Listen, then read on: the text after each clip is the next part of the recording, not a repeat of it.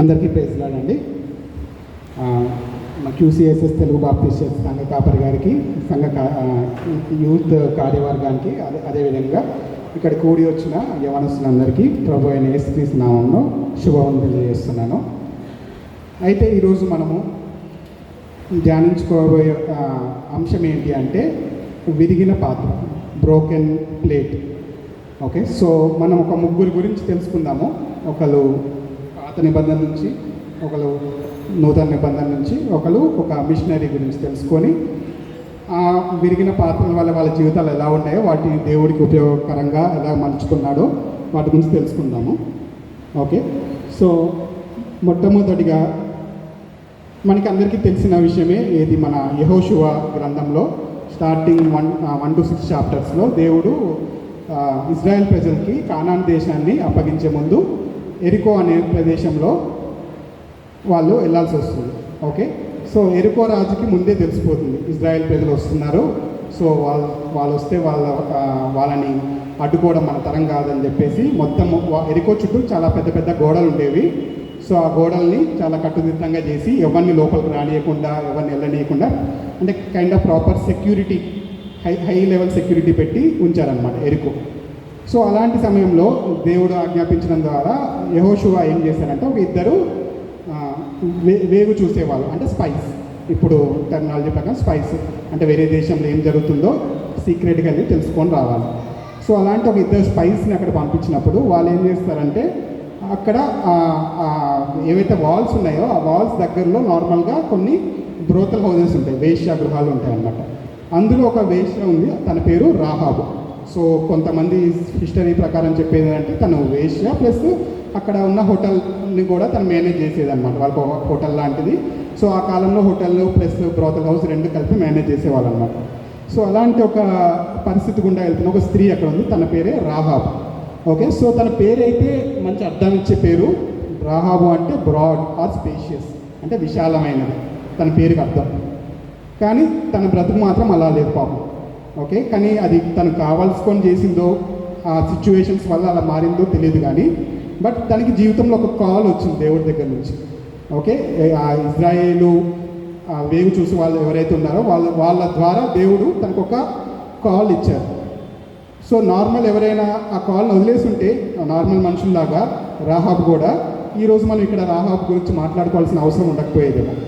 But తన జీవితం ఎంత భయంకరమైన పరిస్థితుల్లో గుండా ఉన్నా కూడా దేవుడిచ్చిన కాల్కి వెంటనే రాహాబు రెస్పాండ్ అయ్యింది. సో ఏం చేసిందంటే రాహాబు ఆ ఇద్దరు స్పైస్ని దాచుంచింది. ఎప్పుడైతే ఆ ఇద్దరు స్పైస్ వేగు చూసి వారు ఎప్పుడైతే జెరికోకి వచ్చారని తెలిసిందో, వెంటనే ఆ ఎరికో రాజుకు తెలిసిపోయింది ఎవరు వచ్చారు ఇజ్రాయెల్ నుంచి. సో ఆ ఇద్దరు ఎక్కడ ఉన్నారంటే రాహాబు అనే వేశ్య దగ్గరికి వెళ్ళి ఉంటారు. సో వెంటనే వాళ్ళని పట్టుకొని మాకు అప్పగించేద్దాం, చంపేద్దాం అనుకుంటాడు. వెంటనే సైనికులు పంపిస్తారు. కానీ రాహాబు ఏం చేస్తుందంటే, రాహాబు చాలా దగ్గర వినుంటుంది ఇజ్రాయెల్ ప్రజల గురించి, ఇజ్రాయెల్ దేవుడైన యెహోవా గురించి చాలాసార్లు వినుంటుంది. మీరు కొంచెం యెహోషువ చాప్టర్ 2:25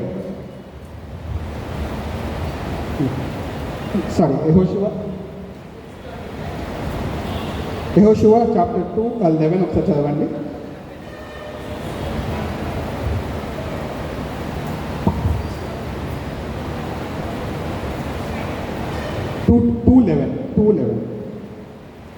యెహోషువ 2:11.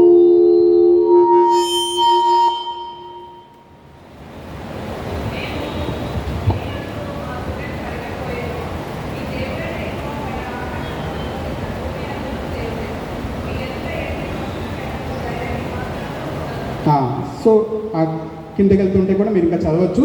సో రాహాబు ఎక్కడి నుంచి తెలుసుకుందో కానీ చాలా మంచి విషయాలు తెలుసుకుంది. ఏమంటుందంటే, మీ దేవుడైన యెహోవా పైన ఆకాశమునందు కింద భూమి అందు దేవుడే. ఓకే, ఒక అన్యురాలు ఇజ్రాయెల్ ప్రజల గురించి జస్ట్ ఎక్కడ నోటి మాట ద్వారా విన్నది, కానీ ఇజ్రాయెల్ ప్రజల యొక్క దేవుడి గురించి తను తెలుసుకుంది. అది తెలుసుకున్నది ఏదో రూమర్ అనుకొని వదిలేయకుండా నమ్మింది దాన్ని. ఓకే, సో నమ్మి ఏం చేసిందంటే ఇద్దరు వ్యక్తుల్ని దాచిపెట్టి, ఎవరైతే రాజు దగ్గర నుంచి వచ్చారో సైనికులు, వాళ్ళకి లేదు, వాళ్ళు వెళ్ళిపోయారు, నా దగ్గరకు వచ్చారు కానీ వెంటనే వెళ్ళిపోయారు, మీరు వెళ్ళి పట్టుకోండి, ఆ డైరెక్షన్ వెళ్ళి ఉంటారు అని వాళ్ళని రాంగ్ డైరెక్షన్లో గైడ్ చేసి పంపించేస్తారు. దాని తర్వాత ఇద్దరు స్పైస్ ఎవరైతే ఉన్నారో వాళ్ళు వచ్చి ఏమంటారంటే నువ్వు మాకు చాలా హెల్ప్ చేశావు అంటే అప్పుడు రాహాబ్ ఏమంటుందంటే నేను మీకు సహాయం చేశాను కదా, సో నాకు తెలుసు మీ ఇజ్రాయెల్ దేవుడు ఎంత గొప్పవాడో, సో మీరు ఇజ్రాయెల్ ప్రజలకి మా ఎరికో అనేది దేవుడు అప్పగించాడని నాకు తెలుసు, సో ముందు ముందు వచ్చి మీరు ఆక్యుపై చేసుకుంటారు, సో ఆ సమయంలో మీరు ఏం చేస్తారంటే నన్ను నా కుటుంబాన్ని వదిలేయండి, చంపద్దు, నన్ను నా కుటుంబాన్ని నా తల్లిదండ్రులని నా అక్క చెల్లెలని వదిలేయమని చెప్తారు. సో ఇజ్రాయెల్ నుంచి వచ్చిన ఆ వేగు చూసి వాళ్ళు కూడా సేమ్ అదేవిధంగా నువ్వు మాకు చేసిన సహాయం ఎప్పటికీ మర్చిపోము, ఓకే మేము తప్పకుండా ఎప్పుడైతే ఎరికోని మేము స్వాధీనపరచుకుంటామో ఎరికోలో ఉన్న ప్రజలందరికీ మేము అపకారం చేస్తామేమో, వాళ్ళకి ప్రాబ్లం క్రియేట్ చేస్తామో, కానీ నీ ఒక్క ఫ్యామిలీకి మాత్రము మేము ఎటువంటి ప్రాబ్లము క్రియేట్ చేయము అని చెప్పి అంటారు. సో వెంటనే తను ఇంకొకటి ఏమడుగుతుందంటే ఒక సైన్ అడుగుతుంది, అంటే మా ఇల్లు అని మీకు ఎలా తెలుస్తుందో నాకు తెలియదు కదా, ఒకటి చెప్పండి ఏదంటే అప్పుడు ఏమంటారంటే ఒక థ్రెడ్ కట్టమంటారు, ఓకే స్కార్లెట్ థ్రెడ్ అంటారు, రెడ్ కలర్ థ్రెడ్, ఓకే ఆ దారాన్ని మీ ఇంటి ద్వారాన్ని కట్టేసి, సో మా ఇజ్రాయెల్ ప్రజలకు మేము చెప్తామో ఎవరైతే ఆ ఇంటి ద్వారానికి అది కట్టేసి ఉందో ఆ ఇంటికి మీరు ఆ ఇంటి వాళ్ళకి ఎవరికి హాని చేయకండి అని చెప్పి. సో అదేవిధంగా కొన్ని రోజులు అయినాక ఇజ్రాయెల్ ప్రజలు ఎరికో దగ్గరికి వెళ్తారు, దేవుడు వాళ్ళకి ఆజ్ఞాపిస్తాడు ఏంటి అంటే 6 రోజులు రోజుకొకసారి ఎరికో గోడల చుట్టూ జస్ట్ ఇజ్రాయెల్ ప్రజలు రౌండ్ తిరగాలంటే, ఓకే 7వ రోజు 7 సార్లు బూర ఊదుకుంటూ 7 యాజకులతో పాటు జనులందరూ కేకలు వేస్తూ తిరగమంటారు, అంతే. ఇంక దేవుడు ఇంకేం చేయడు, గోడల్ని కొట్టండి, గోడల దగ్గర ఏమైనా పెట్టండి, అది పేలిపోవడానికి ఏమైనా బాంబ్స్ హ్యాండి పెట్టండి అలాంటివి ఏం చెప్పడు, కానీ దేవుడు జస్ట్ 7 సార్లు తిరగమంటాడు. 7వ రోజు 6 రోజులు రోజుకొకసారి తిరగమంటాడు. సో 7వ రోజు అలా చేసిన వెంటనే ఎరికో గోడలు, అంత బలిష్టమైన గోడలు కూడా కుప్పకూలిపోతాయి. వెంటనే ఇజ్రాయెల్ ప్రజలందరూ వెళ్ళి ఎరికోలో ఉన్న అన్ని ప్లేసెస్ని ఆక్యుపై చేసేసుకుంటారు, వాళ్ళ దగ్గర ఉన్న డబ్బుల్ని తీసేసుకుంటారు, అందరినీ ఎవరైతే రిబెల్ అవుతారో వాళ్ళందరినీ చంపేస్తారు, కానీ రాహాబును మాత్రం ఏమీ చేయరన్నమాట. ఓకే మనకి యెహోషువ 6:25 ఎవరైనా చదువుతారా? మైక్లో చదివితే కొంచెం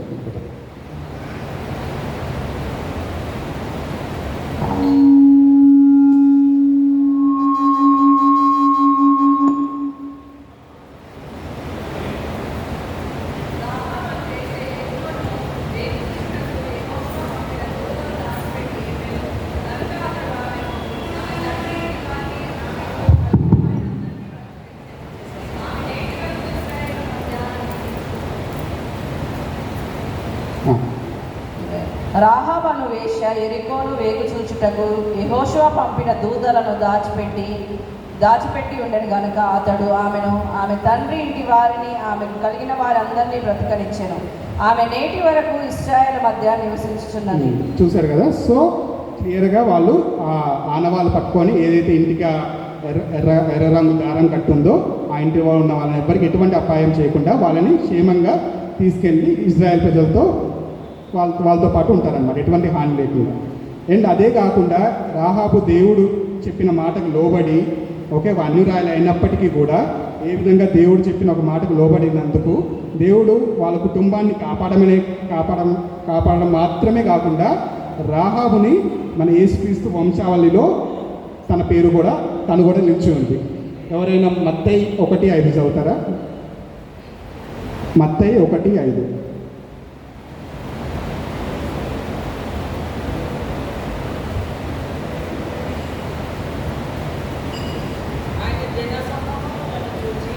మత్తయి 1:5.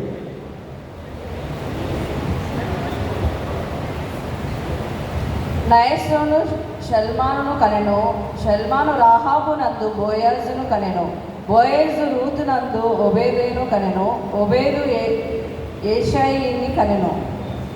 సో చూశారు కదా, సో బోయాజు వాళ్ళ తల్లి రాహాబ్.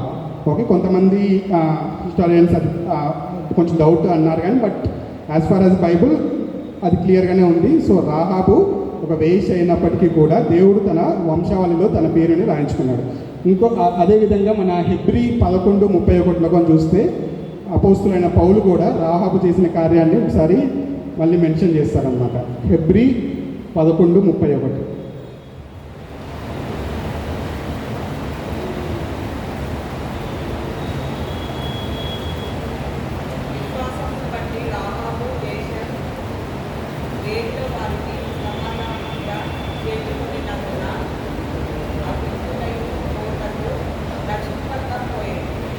సో అక్కడ కూడా అపోజిట్ పౌలు చెప్తాడు, విశ్వాసం వల్ల రాహాబు వేశ్య అయినప్పటికీ కూడా వాళ్ళని ఎవరైతే ఇద్దరు వేగులు వాళ్ళని చేర్చుకోవడం వల్ల తను నాశనం అవ్వకుండా ఉండిపోయింది అనమాట.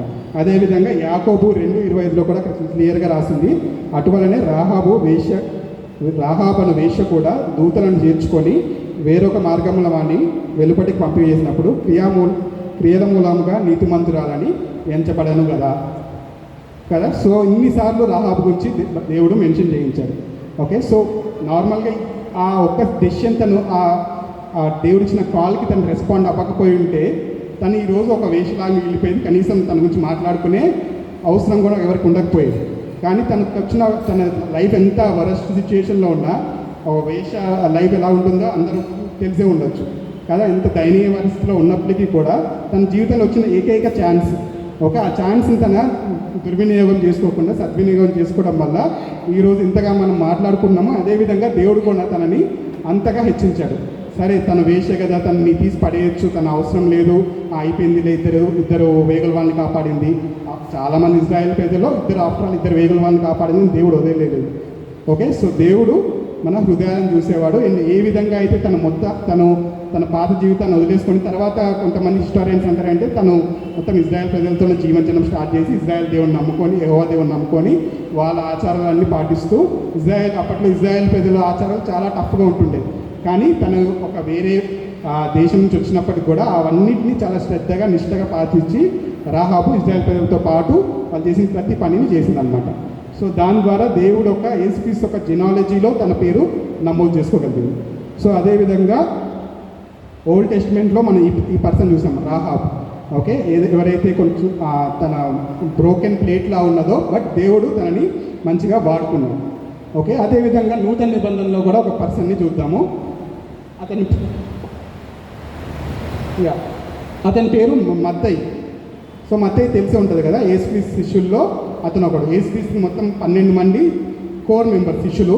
ఓకే, కానీ యేసుక్రీస్తు ఎక్కడికి వెళ్ళినా తన చుట్టూ ఒక 70 మంది వరకు ఉండేవాళ్ళు. బట్ కోర్ మెంబర్స్ 12 మంది. ఓకే, అండ్ ఇన్నర్ సర్కిల్ అని ఉంటుంది. వాళ్ళు ఎవరంటే యోహాను, ఇంకొక 2 శిష్యులు. ఓకే, వాళ్ళ ముగ్గురు యేసుక్రీస్తు ఒక ఇన్నర్ కోర్. ఓకే, బట్ 12 మంది శిష్యుల్లో మత్తయి ఒకడు. ఓకే, బట్ యేసుక్రీస్తు శిష్యుల గురించి మనం చాలాసార్లు వినే ఉంటాము, ఎవరు చేపలు పట్టుకునే జాలర్లు, ఓకే, లేకపోతే వాళ్ళు పెద్దగా ఏం చదువుకోలేని వాళ్ళు అని అనుకున్నాం. కానీ యేసుక్రీస్తు వారు ఎవరినైతే సెలెక్ట్ చేసుకున్నారో అన్ని డిఫరెంట్ సోషల్ సెక్టార్స్ నుంచి సెలెక్ట్ చేసుకున్నారు. ఓకే, జాలర్లు, ఓకే, పేతురు, ఓకే, అంద్రేయ, వాళ్ళ జాలర్లు, వాళ్ళకి ఏం తెలియదు. ఓకే, అట్లాంటి వాళ్ళని యేసుక్రీస్తు శిష్యుల్లో చేర్చుకున్నాడు. అదేవిధంగా మత్తయి గురించి ఎందుకంటే స్పెసిఫిక్గా చెప్తున్నా అంటే మత్తయి ఒక లేవీయుడు. ఓకే, ఇజ్రాయెల్లో 12 గోత్రాలు, అందులో ఒక గోత్రం లేవీ గోత్రం. ఓకే, లేవీ గోత్రాన్ని దేవుడు దేనికి ఎన్నుకున్నాడంటే దేవుని యొక్క టెంపుల్, దేవుడు ఒక గుడిలో పని చేయడానికి వాళ్ళని ఎన్నుకున్నాడు. వాళ్ళకి పోషణ కోసం మిగతా 11 గోత్రాల వాళ్ళు పని చేయొచ్చు, ఏ పని అయినా చేసి వాళ్ళు ఆ లేవీ గోత్రం వాళ్ళకి హెల్ప్ చేయాలి, ఎందుకంటే వాళ్ళు ఓన్లీ దేవుడి పని మాత్రమే చేయాలని అనుకున్నాడు. సో మత్తయి పుట్టినప్పుడు కూడా వాళ్ళ పేరెంట్స్ అదే అనుకుంటాడు. అల్ఫయి కుమారుడు అని మత్తయి అని ఉంటుంది మనకి మార్కు 2:14లో. సో అల్ఫయి మత్తయి ఒక తండ్రి, తను అదే అనుకుంటాడు, నా కొడుకు కూడా దేవుని పరిచర్యలో వాడబడతారని.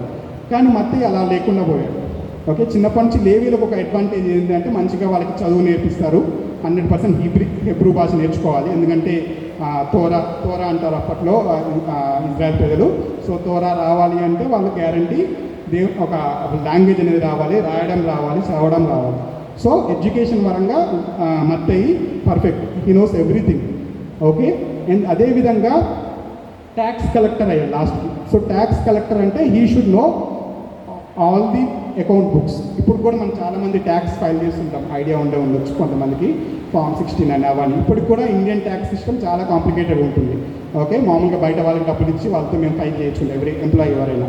సో అలాంటిది అప్పుడు రోమా సామ్రాజ్యము ఇజ్రాయెల్ ప్రజల్ని పరిపాలిస్తున్న టైంలో, సో రోమా సామ్రాజ్యం అంటే ప్రపంచమంతా వ్యాపించింది.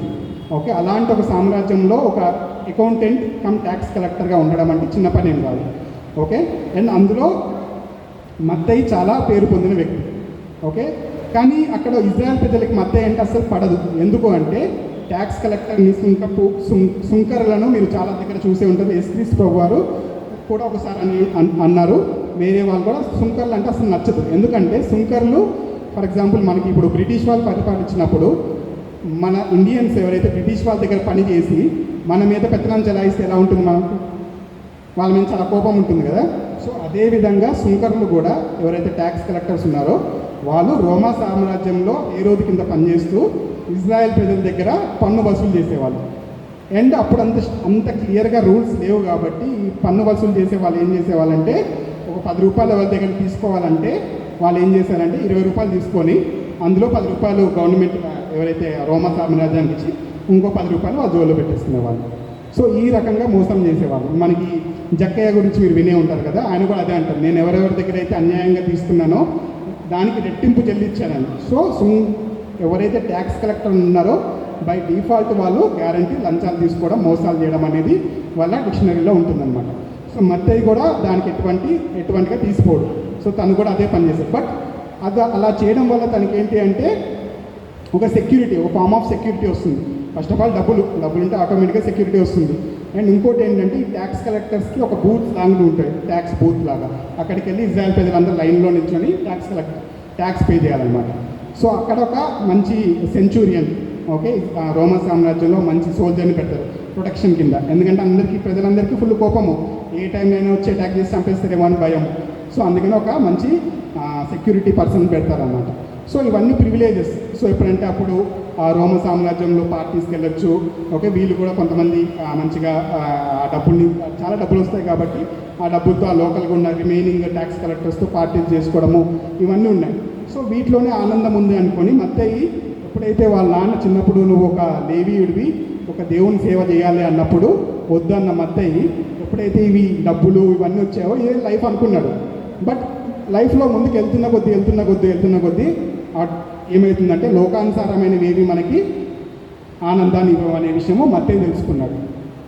ఓకే, సో లోకంలో ఉన్న డబ్బు కానీ ఆ డబ్బు వల్ల వచ్చిన ఆనందాలు కానీ తనకి సాటిస్ఫాక్షన్ ఇవ్వట్లేదు. Okay, so first initial days of his కెరియర్లో హీ వాజ్ హ్యాపీ. బట్ రాను పోను ఏమైపోతుందంటే తనకి ఎక్కడ సంతోషం లేదు. ఓకే, అలాంటి సమయంలో మత్తయి ఏం చేశారంటే యేసుక్రీస్తు ప్రభువారి గురించి విన్నాడు. ఓకే, సో యేసుక్రీస్తు ప్రభువారు ఆ కపెర్నహూం, సో మత్తయి ట్యాక్స్ కలెక్టర్గా పనిచేసే ఏరియా కపెర్నహూము అనమాట.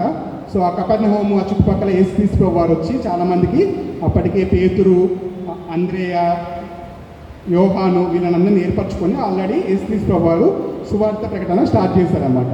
సో మత్తయి వింటున్నాడు, కొన్నిసార్లు విన్నాడు, కానీ మత్తయి ఎక్కువ లోపల ఒక ఫీలింగ్ ఉంది. ఏంటంటే అందరూ ట్యాక్స్ కలెక్టర్ అనేసరికి అందరూ ఒక ద్వేషంతో చూస్తూ ఉంటారు. ఓకే, భయపడుతూ వెళ్ళాలి ఇంటికి. సెంచూరియన్ ఒక సెక్యూరిటీ గార్డ్ ఉంటాడు, కానీ ప్రాణం అంటే భయంతో వెళ్తూ ఉండేవాడు. సో ఇవన్నిట్లో ఉన్న సతమవుతున్న ఆ మత్తయి తన జీవితం కూడా ఒక బ్రోకెన్ ప్లేట్ లాగానే ఉంది. రాహాబు వల్లే ఒక దయనీయ పరిస్థితిలో లేడు, కానీ మత్తయి కూడా తన దగ్గర ఉండాల్సిన డబ్బు అన్నీ ఉన్నాయి, కానీ ఒక భయము, ఒక ఇన్సెక్యూరిటీ, బయటకు సెక్యూరిటీ ఉంది, బయటకు డబ్బులు ఉన్నాయి, అన్నీ ఉన్నాయి, కానీ ఒక ఇన్సెక్యూరిటీ అనే ఫీలింగ్లో ఉన్నాడన్నమాట. అలాంటి టైంలో దేవుని గురించి తెలుసుకున్నాడు. 2-3 సార్లు మత్తయి కూడా వెళ్ళి విన్నాడు. సో యేసుక్రీస్తు మత్తయి ఎందుకంటే నార్మల్ వ్యక్తి కాదు, ఏది పడితే చెప్తే వినేసి అర్థం చేసుకునే వ్యక్తి కాదు, ఇది కరెక్టే అది కరెక్టే అనేసుకునే వ్యక్తి కాదు. ఎందుకంటే నేను చెప్పాను, మత్తయికి చిన్నప్పటి నుంచి తనకి లాంగ్వేజ్ వచ్చు, తోరా తెలుసు, వాక్యంలో ఏముందో తనకు తెలుసు. సో అలాంటి వాక్యాన్ని ఉన్నట్టుగా బోధిస్తున్నాడు యేసయ్య. ఓకే, సో యేసయ్య మీద మంచి ఒక పాజిటివ్ ఒపీనియన్ మత్తయికి ఉంది. ఓకే, తను చేసిన 2-3 ఎక్కడైతే యేసుక్రీస్తు ప్రభు వారు చెప్పిన ఉపమానాలు అవన్నీ మత్తయికి చాలా స్ట్రాంగ్గా స్ట్రైక్ అయ్యాయి. సో ఇవన్నీ బైబిల్లో అంత క్లియర్గా మెన్షన్ చేయలేదు, కానీ మన హిస్టారియన్ జోసిఫస్ అని ఉంటాడు, తను మెన్షన్ చేసిన బుక్లో రాస్తుందన్నమాట. సో మత్తయి యేసుక్రీస్తు ప్రభు గారు ముందే తెలుసుకొని ఉన్నాడు. అండ్ ఆయన చేసే బోధలన్నీ చాలా విభిన్నంగా, అప్పట్లో పరిసయ్యులు కానీ సద్దుకీయులు కానీ ఏదో ఒకటి నోటికి వచ్చినట్టు చెప్పేయడము, వాళ్ళకి ఇష్టం వచ్చినట్టుగా వాక్యాన్ని మార్చి చెప్పడము. ఎందుకంటే అప్పుడు ఎవరి దగ్గర వాక్యం లేదు, ఓన్లీ కొంతమంది దగ్గర మాత్రమే పరిసయ్యులు సద్దుకీయులు వాళ్ళ దగ్గరే రియల్గా టెక్స్ట్. ఇప్పుడైతే మన అందరి దగ్గర బైబిల్ ఉంది, కానీ అప్పుడు ఎవరి దగ్గర లేదు. సో దేవుని వాక్యాన్ని ఉన్నట్టుగా తెలుసుకునే అవకాశం లేదు. సో అలాంటిది మత్తయి యేసుక్రీస్తు ప్రభు వారు బోధిస్తున్నప్పుడు విని సంథింగ్ ఈజ్ డిఫరెంట్, ఈయన నిజమైన దేవుడు అనే ఒక కన్క్లూజన్లోకి వచ్చాడు. సో అప్పుడు వచ్చినప్పుడు ఏమైందంటే, ఎవరైనా మార్కు 2:14 అవుతారా? మార్కు 2:14. ఆయన మార్గంలో వెలుచు సుంకపు మెట్టునద్ద కూర్చున్న అల్ఫయి కుమారుడకు లేవిని చూచి, నన్ను వెంబడించమని అతనితో చెప్పగా అతడు లేచి ఆయనను వెంబడించాను. అతని ఇంట ఆయన భోజనమునకు చాలు కూర్చొని చాలు. సో చూశారు కదా, మీకు మత్తయి గురించి మత్తయి 9:9. ఓకే, మత్తయి సువార్త రాసింది మత్తయ్యే, తను కూడా తన గురించి రాసుకున్నాడు 9:9లో. మార్కు 2:14లో కొన్ని రాశారు. అదేవిధంగా లూకా 5:27లో కూడా రాసిందనమాట. సో మూడింటి దగ్గర మత్తయి గురించి మత్తయి 9:9లో ఏమో మత్తయి అని డైరెక్ట్ రాసి ఉంటుంది, మార్కులోనేమో ఆ లేవీయుడు అని రాసి ఉంటుంది, లూకాలో ఏమో అల్ఫై కుమారుడైన మత్తయి అని రాసి ఉంటుంది అనమాట. సో ముగ్గురు సువార్తికులు మత్తయి గురించి రాశారు. అండ్ మీరు అక్కడ చూస్తే ఎక్కువ కన్వర్జేషన్స్ అయినట్టు లేవు అక్కడ చూస్తే. ఓకే, ఏమన్నాడు దేవుడు మత్తయిని చూసి, మత్తయి ఫాలో మీ అన్నాడు అంతే, జస్ట్ 2 words, ఫాలో మీ అంతే. వెంటనే మత్తయి తనకున్న లైఫ్ అంతా అక్కడ పక్కన పెట్టేశాడు. సో ఇందాక ఆల్రెడీ చెప్పాను, ట్యాక్స్ కలెక్టర్ లైఫ్ అంటే ప్రివిలేజెస్ చాలా బాగుంటాయి, బట్ అవన్నీ ఇట్లా పక్కన పెట్టేసి వెంటనే యేసుక్రీస్తుని ఫాలో అవ్వడం స్టార్ట్ చేశాడు. ఓకే, తన జీవితంలో వచ్చిన ఏకైక కాల్ని అప్పటిదాకా ఒక ఇన్సెక్యూరిటీ ఫీలింగ్తో, డబ్బులున్నా అన్నీ ఉన్నా కూడా ఒక ఇన్సెక్యూరిటీ ఫీలింగ్తో ఉన్న మత్తయి ఎప్పుడైతే యేసుక్రీస్తు ప్రభు నుంచి ఒక కాల్ వచ్చిందో వెంటనే ఇంకొక మాట మాట్లాడకుండా, ఇంకొక క్వశ్చన్ అడగకుండా, ఎందుకంటే తను ట్యాక్స్ కలెక్టర్, తను అడగాలంటే ఒక క్వశ్చన్ అడగచ్చు, ఎందుకు ఫాలో అవ్వాలి, ఎవరు నువ్వు, ఎక్కడి నుంచి వచ్చావు, ఇవన్నీ అడగచ్చు. బట్ అవి ఏమీ అడగలేదు. ఉన్న పాటన ఇప్పుడు మన యేసుక్రీస్తు ప్రభు వారు ఒక దగ్గర వాక్యం బోధిస్తున్నప్పుడు ఒక వ్యక్తి ఇలానే వస్తాడు, ఒక వ్యక్తి బాగా తన దగ్గర డబ్బులు ఉంటుంది. సో దేవుడి దగ్గర వచ్చి అంటాడమ్మా, నా దగ్గర అన్నీ ఉన్నాయి, నేను పరలోక రాజ్యానికి వెళ్ళాలంటే ఏం చేయాలి అంటే, నీ దగ్గర ఉన్నవన్నీ అమ్మేసి నన్ను ఫాలో అవ్వంటే ఆ వ్యక్తి ఏం చేస్తాడు, నా దగ్గర చాలా ఉన్నాయి అనుకొని వెళ్ళిపోతాడు వెంటనే అక్కడ నుంచి, యేసుక్రీస్తు ప్రభుని ఫాలో అవ్వడు. సో బట్ మత్తయికి అలాంటి కాలే వచ్చింది. మత్తయి కూడా హీ మైట్ హ్యావ్ ఈజీలీ ఒక 2-3 హౌసెస్ ఉండొచ్చు, ఎందుకంటే ఎప్పటి నుంచో తన ట్యాక్స్ కలెక్షన్ పనిలో చేస్తున్నాడు, మంచిగా సంపాదించుకుంటాడు. బట్ అవేవి లేకుండా జస్ట్ వదిలేసి వెంటనే యేసుక్రీస్తు ప్రభువుని వెంబడించడం స్టార్ట్ చేశాడు. సో అలా వెంబడించడం వల్ల తర్వాత ఏమైందంటే, ఫస్ట్ ఆఫ్ ఆల్ బైబిల్లో ఏమైంది, మత్తయి సువార్త రాసే అవకాశాన్ని దేవుడు అండ్ ఆ పరిశుద్ధాత్మ దేవుడు మత్తయికి ఇచ్చాడు. అండ్ అది మన నూతన నిబంధన గ్రంథంలో మొదటి పుస్తకము మత్తయి సువార్త. ఓకే, అది కాకుండా మత్తయి చాలా మంచి ఎవాంజలిస్ట్, చాలా దేశాలు తిరిగి యేసుక్రీస్తు గురించి సువార్త చేశాడు. లాస్ట్కి ఇథియోపియా దేశంలో పాపం ఒక రాజు చేస్తున్న తప్పుల్ని ఖండించినందుకు వెనకాల నుంచి మత్తయిని పొడిచి హతసాక్షి కింద మత్తయిని చంపేశారన్నమాట. సో ఎక్కడైతే ఒక బ్రోకెన్ పీస్ లాగా ఉన్న మత్తయి ఓకే ట్యాక్స్ కలెక్టర్ లాగా ఉంటే అలానే ఉండిపోయాడేమో, ఈరోజు మనం మాట్లాడుకోవాల్సిన పనే ఉండకపోయేది. ఓకే, తన జీవితాన్ని ఉన్నంతకాలం మోసం చేస్తూ అదే ఫీలింగ్తో లోపల పెట్టుకొని ఇన్సెక్యూరిటీగా ఫీల్ అయ్యి అనారోగ్యంతోనో లేకపోతే ఎప్పుడో రోమా సామ్రాజ్యంలో జరిగిన యుద్ధాల వల్లనో ఏదో ఒక విధంగా ఇజ్రాయెల్ ప్రజలు వాళ్ళ మీద దాడి చేయడం వలన ఏదో విధంగా మత్తయి చనిపోయేవాడు. ఈరోజు చరిత్రలో మత్తయి గురించి అసలు పేరే ఉండకపోయేదేమో. కానీ మత్తయికి తన జీవితంలో వచ్చిన ఏకైక కాల్, ఓకే, ఆ కాల్కి వెంటనే రెస్పాండ్ అయ్యాడు. ఈరోజు ఒక ఉన్నతమైన పొజిషన్లో ఉన్నాడు. ఏ విధంగా అయితే రాహాబు ఒక పనికిరాని పరిస్థితుల్లో ఉండి ఏదైతే ఒక యేసుక్రీస్తు వంశావళిలో తన పేరు చేర్చుకోగలిగిందో, అదేవిధంగా మత్తయి కూడా ఒక డబ్బున్న బట్ హ్యాపీనెస్ లేని ఒక సుంకరి వలె ఒక ఇజ్రాయెల్ ప్రజలకు ఎప్పుడు ఒక చీదరించుకునే ఒక వ్యక్తిలాగా మిగిలిపోకుండా యేసుక్రీస్తు ప్రభు ఎప్పుడైతే తనకు ఒక కాల్ ఇచ్చారో నన్ను వెంబడించు అని చెప్పేసరికి వెంటనే మత్తయి యేసుక్రీస్తు ప్రభువాన్ని ఫాలో అవ్వడం స్టార్ట్ చేశాడు. అండ్ చరిత్రలో తను నిలిచిపోయాడు. ఓకే, ఒక అపోస్తులుడైన మత్తయి లాగా నిలిచిపోయాడు. ఓకే, సో మనం ఇప్పుడు ఓల్డ్ టెస్టిమెంట్స్ నుంచి ఒక వ్యక్తిని చూసాము, న్యూ టెస్టిమెంట్ నుంచి ఒక వ్యక్తిని చూసాము. ఓకే, సో ఇంకొక వ్యక్తిని చూద్దాము. వీళ్ళు బైబిల్లో లేరు, ఇతను ఒక మిషనరీ అన్నమాట. ఓకే, సో ఒకసారి బ్యాక్. ఓకే, మత్తయి పేరు మీనింగ్ దేవుని బహుమానం. ఓకే, మత్తయి అనే పేరుకి మీనింగ్ దేవుని బహుమానం. ఓకే, మూడో వ్యక్తి ఎవరు అంటే బిల్లీ బ్రే. ఎవరైనా విన్నారా పేరు బిల్లీ బ్రే?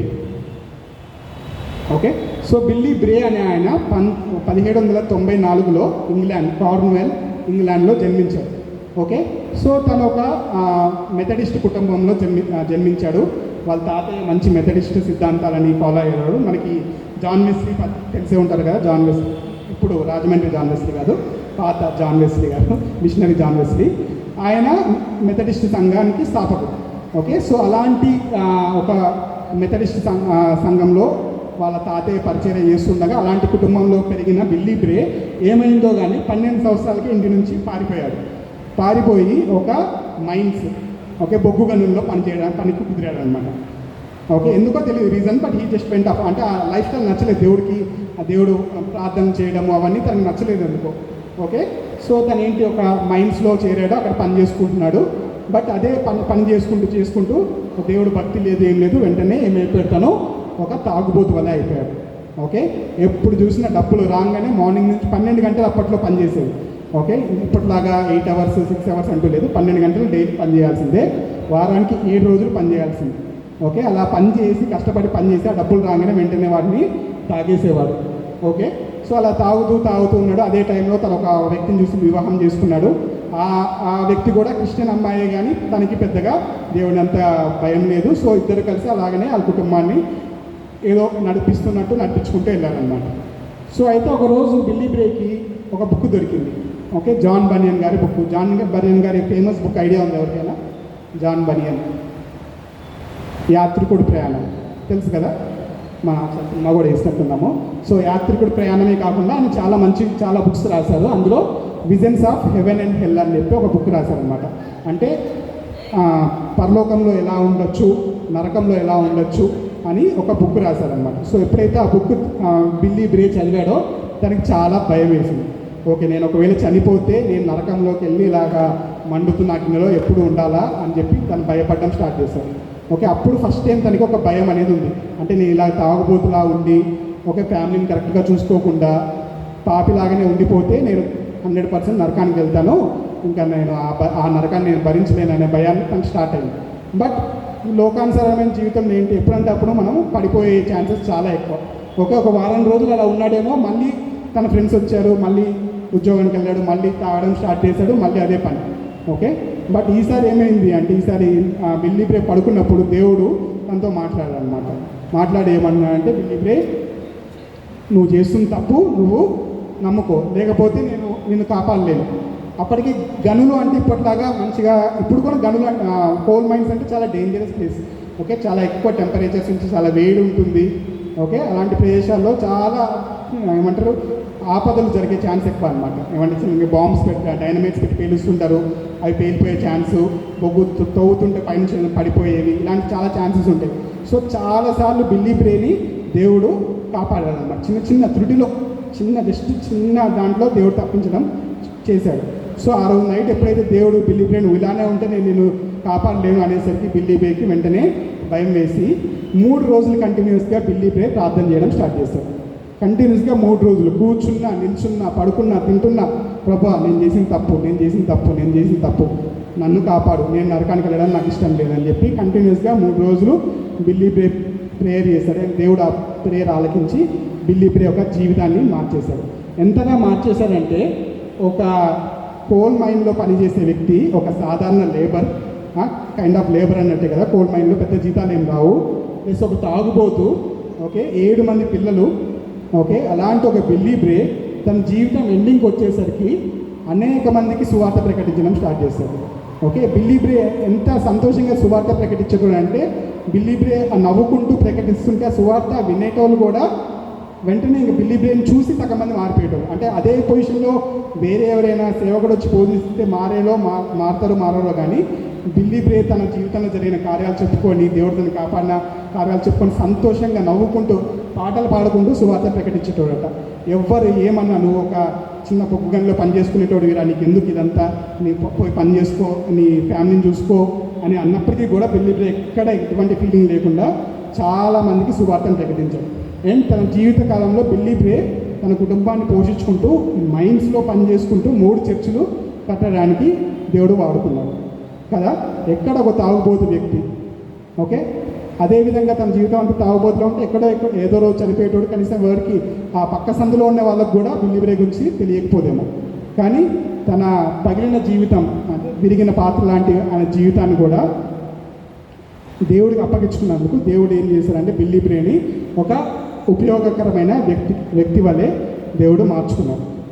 సో మన జీవితాల్లో కూడా ఇలాంటి స్థితిలో చాలామంది ఉండొచ్చు. ఒక విరిగిన పాత్ర వలె, నేను దేనికి పనికిరానేమో, దేవుడు నన్ను వాడుకోడేమో, నా లైఫ్లో ముందుకు వెళ్ళలేనేమో అనే సిచ్యువేషన్లో ఉండుండొచ్చు ఎవరెవరు. ఓకే, మీరు చెప్పుకోవడానికి ఇష్టం ఉండకపోవచ్చు, కానీ మీ లోపల మీకు తెలుసు. ఓకే, మీకు దేవుడికి మాత్రం తెలుసు. బట్ దేవుడు ఈరోజు అదే చెప్తున్నాడు, విరిగిన పాత్రని వాడుకునే దేవుడు మన దేవుడు.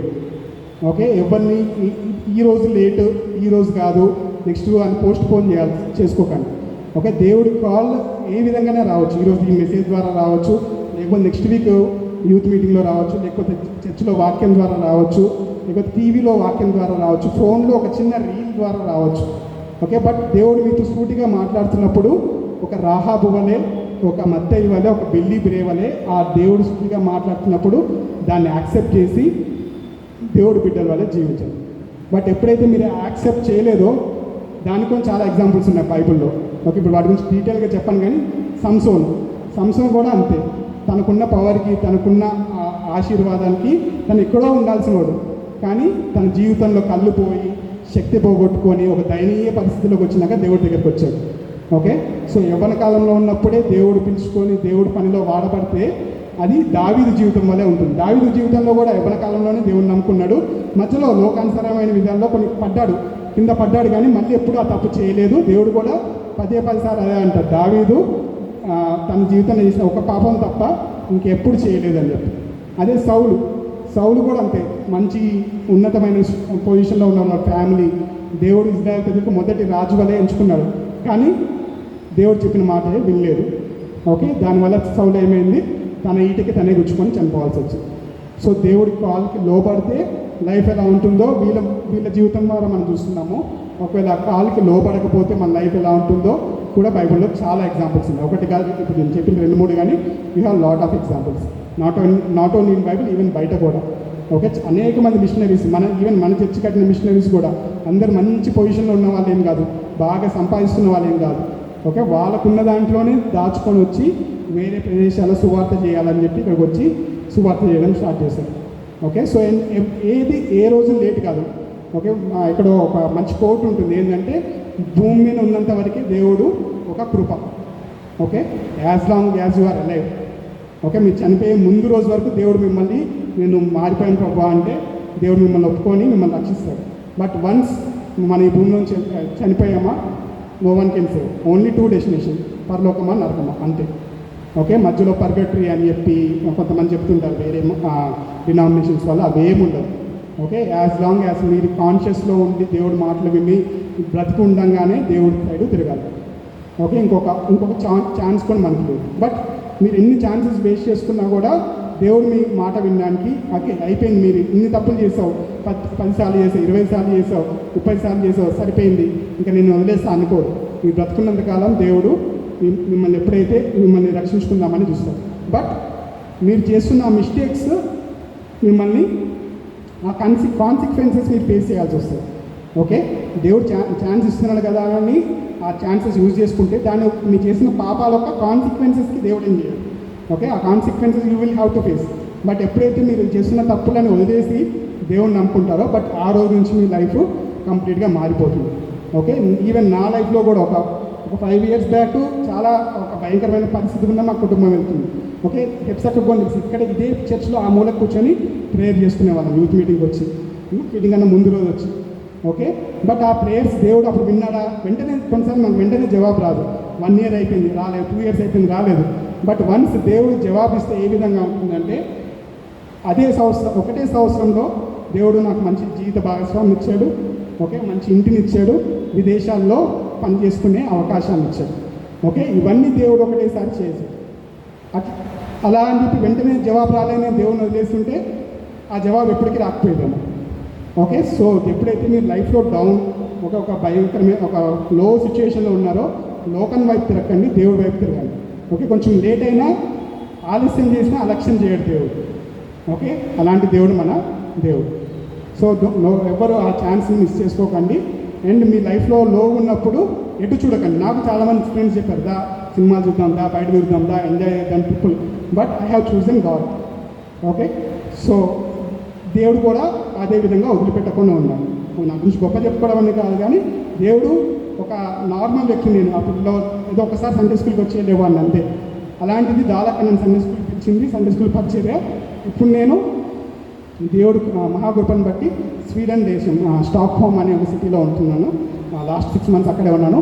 అక్కడ సండే స్కూల్ పిల్లలకి Indians, Americans, Swedish people, African people, వీళ్ళందరూ చిన్నపిల్లలందరికీ సువార్త చేసే అవకాశము, పాఠాలు చెప్పే అవకాశం దేవుడు నాకు ఇచ్చాడు. అక్కడ తెలుగు చర్చ్ ఉంటుంది. ఆ తెలుగు చర్చ్లో ఒక 70 ఫ్యామిలీస్, ఆ పిల్లలకు కూడా సండే స్కూల్ టీచర్ కావాలి అన్నారు. ఎవరి కోసం అని చూస్తుంటే నేను కనిపించాను వాళ్ళకి కదా. సో ఎక్కడ నల్గొండలో ఒక మూలకి ఉండాల్సిన నేను దేవుడు ఆ విధంగా వాడుతున్నాను. ఆల్ బికాస్ నా ఒక లైఫ్లో డౌన్ ఉన్న సిచ్యువేషన్లో నేను దేవుడి వైపు తిరిగాను, లోకం వైపు తిరగాను. ఓకే, సో మీరు కూడా ఒక లైఫ్లో లో ఉన్నప్పుడు లోకం వైపు తిరగండి, దేవుడి వైపు తిరగండి.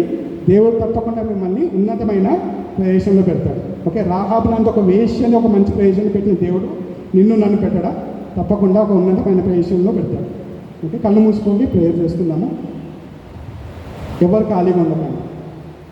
ఓకే, సో మీరు విరిగిన పాత్ర వల్లే ఉన్నప్పుడు కూడా దేవుడు మిమ్మల్ని ఉన్నతమైన పొజిషన్లో పెడతాడు. సో ప్రతి ఒక్కరు ప్రే చేసుకోండి, ఎవరు ఖాళీగా ఉండదు, ఎవరు ఇవ్వరు. విరిగిన పాత్రనే అని నీకే తెలుసు, దేవ వాడుకుంటున్నారు అని ఎవరికి తెలుసు. విరిగిన పాత్రనే అని నీకే తెలుసు, దేవ వాడుకుంటున్నారు అని ఎవరికి తెలుసు.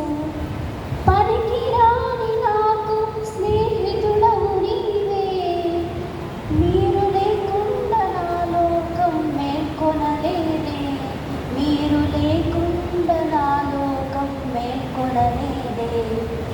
దేవకుమారా దేవకుమారా నన్ను తలచుమయా, దేవకుమారా దేవకుమారా కొంచెం తలచుమయా. మీరు తలచిన ఆశీర్వాదమే నన్ను మరచిన ఎజగికెళ్ళెదె. మీరు తలచిన ఆశీర్వాదమే నన్ను మరచిన ఎజగికెళ్ళెదె. దేవకుమారా దేవకుమారా నన్ను తలచుమయా, దేవకుమారా దేవకుమారా కొంచెం తలచుమయా. అది సో విరిగిన పాత్ర వల్లే ఉన్న దేవుడు మిమ్మల్ని వాడుకుంటాడు. సో ఏ ఒక్కరు ఖాళీగా ఉండకుండా ప్రతి ఒక్కరు ప్రేయర్ చేసుకోండి, మీ జీవితాన్ని దేవుడికి అంకితం చేయండి. గొప్ప దేవ రక్షక, నిన్న నేడు నేను ఏకరీతికున్న దేవ నీకే వందనాలు స్తుతిస్తున్నాను తండ్రి. ప్రభు ఇప్పటిదాకా ప్రభు రాహాబు జీవితం ద్వారా, మత్తయి జీవితం ద్వారా, ఒక పిల్లి బిరే జీవితం ద్వారా మాతో మాట్లాడిన విధానం బట్టి వందనాలు ప్రభు. అవును ప్రభు, మేము ఇక్కడ ఉన్న ప్రతి ఒక్కరము ఇంపర్ఫెక్షన్లోనే ఉన్నాం ప్రభు, ఎవరము పర్ఫెక్ట్ కాదు ప్రభు. కానీ ప్రభు మీరు విరిగిన పాత్రను కూడా ప్రభు మంచిగా వాడుకునే ప్రభు. అవును ప్రభు, ఏ ఒక్క మనిషిని, ఏ ఒక్క జీవితాన్ని మీరు వృధాగా వదిలేరు ప్రభా. ప్రతి ఒక్క జీవితానికి మీ యొక్క వాల్యూ ఇచ్చారు ప్రభావ, మీ యొక్క స్వరక్తం ఇచ్చి మమ్మల్ని కనుక్కున్నాం ప్రభా. ప్రతి ఒక్కరం ప్రభావ మీ బిడ్డల వల్ల జీవించేలాగిన మీ యొక్క సువార్తను అనేక మందికి ప్రకటించే బిడ్డల వల్ల ప్రతి ఒక్క బిడ్డ ఉండేలాగా సహాయం చేయడం వేడుకుంటున్నారు తండ్రి. లైఫ్లో ఎంత లో అయినప్పటికీ ప్రభావ లోకానుసారమైన జీవితం జీవించకుండా ప్రభావ మీ తట్టు తిరిగి మిమ్మల్ని ఆధారం చేసుకొని మిమ్మల్ని ముందుగా పెట్టుకొని జీవించే మనస్తత్వాన్ని మా అందరికీ కలగజేయడం వేడుకుంటున్నాం తండ్రి. ఇక్కడ కూడి వచ్చిన ప్రతి ఒక్క యవన స్థితిని దీవించండి, ప్రతి ఒక్క యవన బిడ్డను దీవించండి ప్రభావ. వాళ్ళ జీవితంలో ఉన్న ప్రతి సమస్యను మీరే తీర్చమని వేడుకుంటున్నాం తండ్రి. అదేవిధంగా ప్రభావ వాళ్ళు ఎవరైతే ఎగ్జామ్స్ కోసము, ఉద్యోగాల కోసము, వివాహాల కోసము, వేటి కోసం ఎదురు చూస్తున్నా నాకు తెలియదు కానీ ప్రభావ మీకు తెలుసు ప్రభావ. వాళ్ళ ఒక ప్రతి ఒక్క ప్రార్థన విని వాళ్ళ జీవితంలో చేసిన ప్రతి విన్నపంలో వినమని వేడుకున్నాం తండ్రి. ఏ ఒక్క యవనస్తుడు, యవన బిడ్డ ఇక్కడ నుంచి తప్పిపోకుండా ప్రభావ ప్రతి ఒక్కరు మీ యొక్క పరలోక రాజ్యంలో ఉండేలాగా మీ కొరకు ఒక మంచి సాక్షుల వల్ల నిలబడేదాన్ని సహాయం చేయమని వేడుకుంటున్నాం తండ్రి. చిన్న ప్రార్థన తప్పంటే దయతో మన్నించమని ప్రభువు రక్షకుడైన యేసుక్రీస్తునామమున నాతో ఎంత బతిమాలి వేడుకుంటున్నాను తండ్రి.